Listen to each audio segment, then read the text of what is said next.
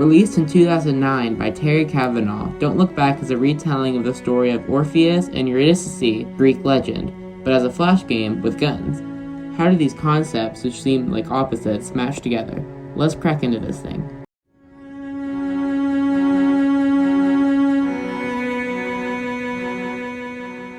The game is incredibly short if you know the layout. You can easily beat it in 8 minutes. The game rarely dwells on things for too long, but it can also never really manage to flesh anything out.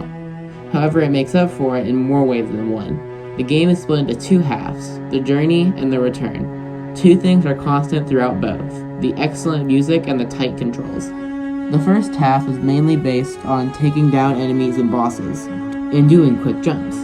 The game's pixel looks and reds-only graphics do nothing but help add to the retro aesthetic. The game gives you a gun, which is able to shoot quite quickly and can shoot as many times as you want, no ammo required. The enemies are mostly simple, usually requiring 1 hit and generally just chasing or jumping at you. However, some enemies shoot fireballs and take more hits, but those are generally saved for the late game. One thing you will find incredibly useful is being able to turn around quickly, which you will soon miss in the second half. The game only has 2 bosses, and they're both in the journey portion of the game, one at the beginning and one at the end. The first one is Cerberus. You just have to get behind him and shoot him in the behind 3 times to beat him. The second boss is Hades. He can shoot birds and snakes at you and make it rain stalagmites.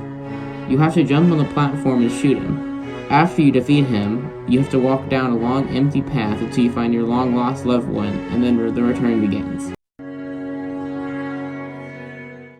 The return has a few key differences from the journey. 1. No more enemies, and no more need for the gun you possess.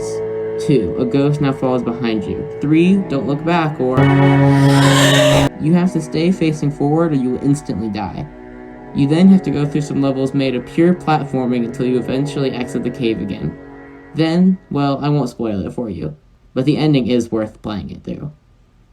So that's Don't Look Back. Terry did a great job retelling the story while still adding many things, such as changing the ending. The color aesthetics, the music, and the tight controls really add to the game.